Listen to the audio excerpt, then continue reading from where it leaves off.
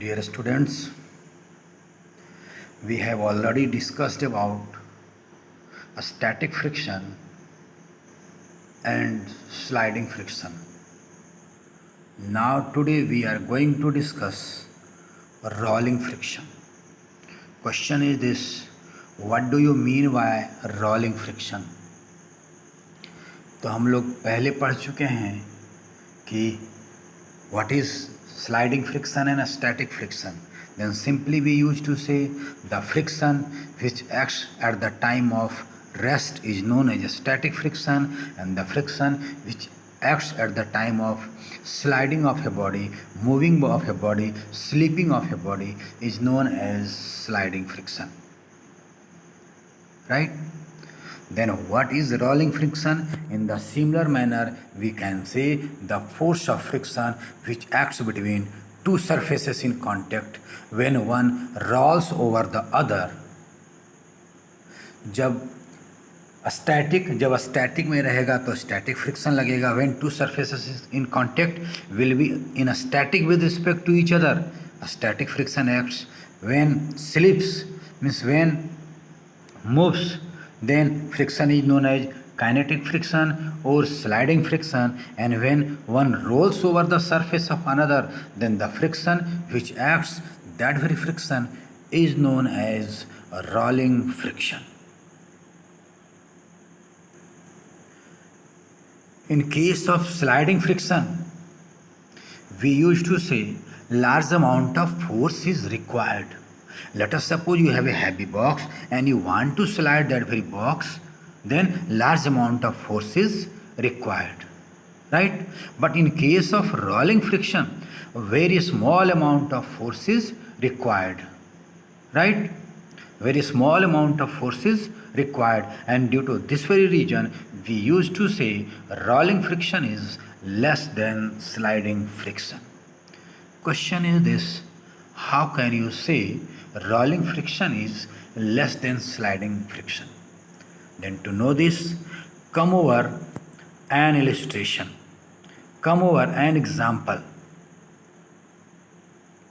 See this very figure. ऐसा ही figure हम लोग स्लाइडिंग फ्रिक्शन और स्टैटिक फ्रिक्शन के केस में देख चुके थे. मैं इसको रिकवर थोड़ा सा कर दे रहा हूँ. It is your table top. उस एक्सपेरिमेंट में क्या था? टेबल टॉप था. टेबल टॉप के ऊपर ऐसे ही जो है ब्रिक जो है एक धागे से बना था. फिर यहाँ पेंसिल से बीच में जो है आगे आकर के वह मूवेबल पेंसिल था, और धागे से आकर के एक जो है यू कैन से एक बाउल में जो है धागा बांध करके उसको इन द शेप ऑफ कटोरा दे दिए थे, इनसे इन द शेप ऑफ तराजू दे दिए थे और बांध दिए थे, राइट. और हम लोग एक्सपेरिमेंट क्या करना शुरू किए थे कि पहले हम लोग शुरू में एक बॉल दिए, एक मार्बल डाले. इसमें जो हम लोग जब एक मार्बल डाले तो व्हाट वी आर ऑब्जर्विंग, यह मार्बल का वेट नीचे लगेगा, मार्बल को ग्राउंड नीचे अट्रैक्ट करेगा. तो मार्बल क्या करेगा कि जो है यह जो बाउल है उस पर फोर्स नीचे लगाएगा, और बाउल क्या करेगा, स्ट्रिंग को नीचे खींचेगा, और string is connected to our brick. तो ब्रिक को जो है यह स्ट्रिंग जो है आगे की ओर खींचेगा. बट हम लोग क्या कहते थे कि our brick does not move. यह मूव नहीं करता है. क्यों मूव नहीं करता है? हमने ब्रिक पर फोर्स, स्ट्रिंग ने ब्रिक पर फोर्स लगाया था, और हमने यह पढ़ा है a very small amount of force is able to change state. तो रेस्ट से मोशन में आ जाना चाहिए था, नहीं आया. रेस्ट में था, रेस्ट में ही है. It mean that state has not change. It mean that it is behaving like no force is acting.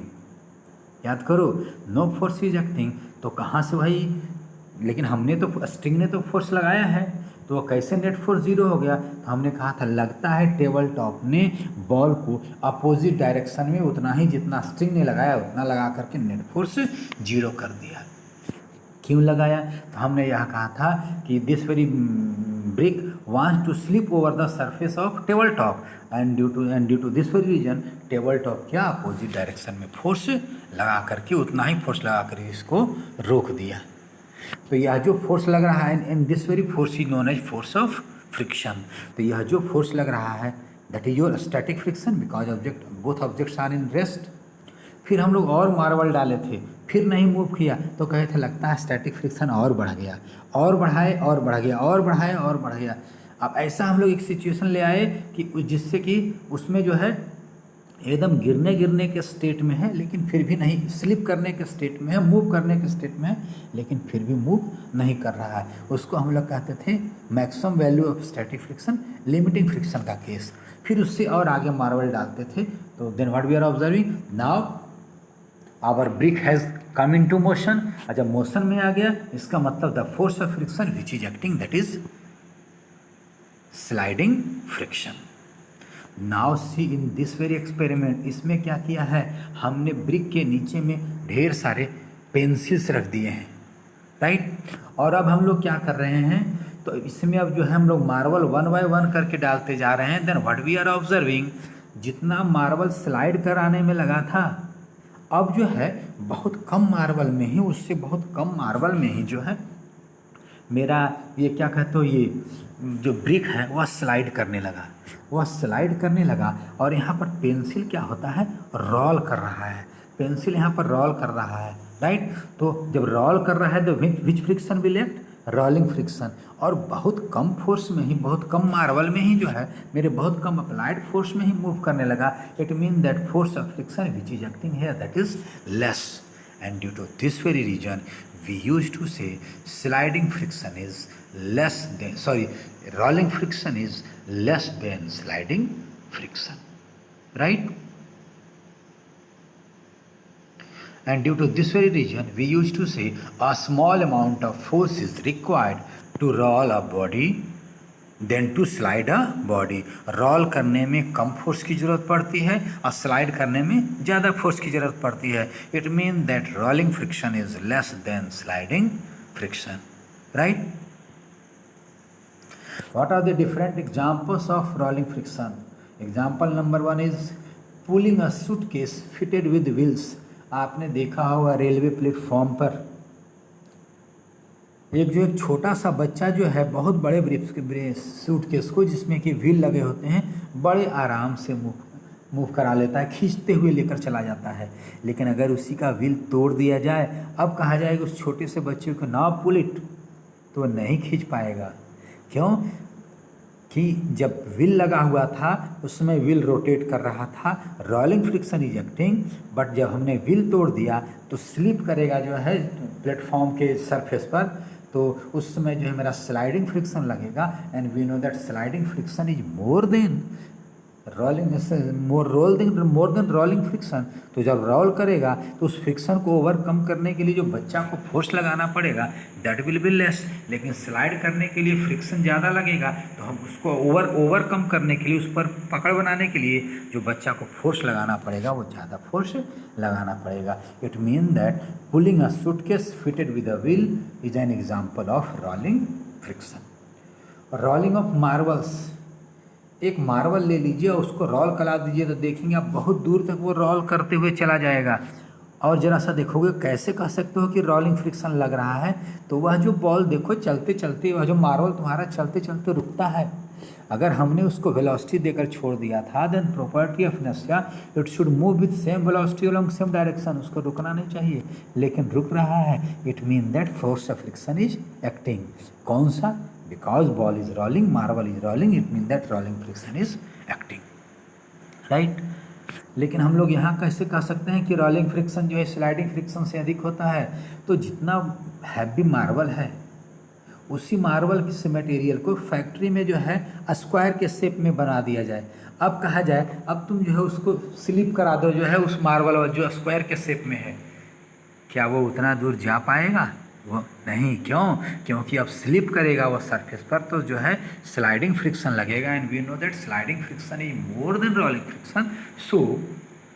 So the marble which is in the shape of square that will not go too far distance, right. Third example, labourers prefer placing logs under heavy object while moving them from one place to another. देखते होगे, घर में भी देखते होगे, अगर बहुत बड़ा ट्रंक है तो उसको खींचते हैं, मम्मी पापा भैया दीदी लग गए, फिर भी आगे नहीं बढ़ रहा है, तो फिर क्या किया जाता है, उसके नीचे में जो है यू कैन से बांस जैसा, रॉड जैसा कुछ मटेरियल डाल दिया जाता है। एंड आफ्टर दैट बहुत कम ही फोर्स लगा करके हम लोग उसको खींच लेते हैं, राइट। वाई?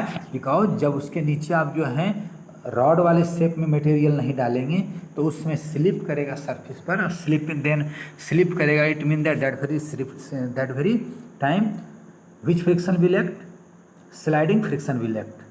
लेकिन अगर हम लोग जो है विच इज मोर, लेकिन जब उसके अंदर हम लोग लकड़ी के बड़े बड़े रॉड्स जैसे डाल देंगे तब उस समय जो लकड़ी मेरा जब खींचेंगे तो जो है क्या कहते हो, रोल करेगा, वो रोलिंग फ्रिक्शन लगेगा। And rolling friction is less than sliding friction. That's why by applying very small force we are able to और we can move our trunk from one place to another. And due to इसी बुद्धि को, इसी दिमाग को labourer workers लगाते हैं। अगर बहुत बड़ा हैवी ऑब्जेक्ट है तो क्या करेंगे, उसके नीचे गोल जैसा लंबा वाला लकड़ी डाल देंगे 2-3 ठो, और फिर उस पर खींचेंगे, बड़े आराम से खींच लेते हैं, right. It means that when you will comparison sliding friction and static friction, then each and every value of static friction is not more than sliding friction, but maximum value of static friction, which is also known as limiting friction, is always more than sliding friction. हम लोग पढ़े हुए हैं इस चीज़ को। And when you will compare sliding and rolling, then sliding friction is more than rolling friction. So we can say limiting friction is more than sliding friction, which is also more than rolling friction, right?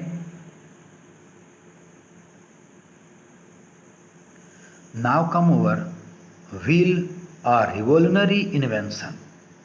Wheel का जो invention हुआ है, wheel का जो खोज हुआ है, चक्के का जो है, टायर का चक्के का जो खोज हुआ है, वह क्रांतिकारी इन्वेंशन है, रिवोल्यूशनरी इन्वेंशन है। Y?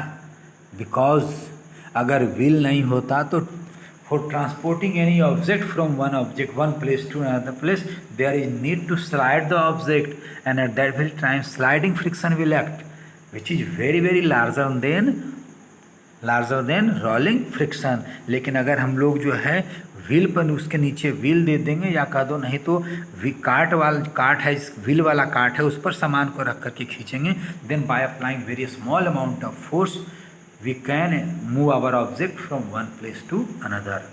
It mean that this very wheel, invention of wheel is a revolutionary invention, right. Here it is written that we know that rolling friction is very very less than sliding friction. It is well known fact to you all. During rolling of wheel, rolling friction acts, right? And this very rolling friction is very very small in comparison to sliding friction. It means that at the time of rolling friction, large amount of energy can be saved. It means that by applying a very small amount of force we can move any object from one place to another, right? It is much easier to pull a heavy load on a trolley with wheel than to push it.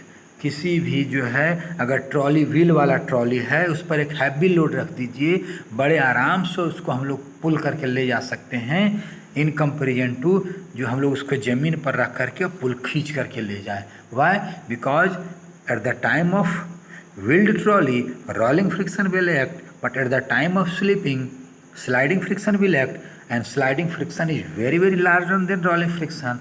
That's why we used to say it is much easier to pull a heavy load on a trolley with wheels than to push it, right? During transportation of luggage in vehicles having wheels, large amount of labor and energy can be saved.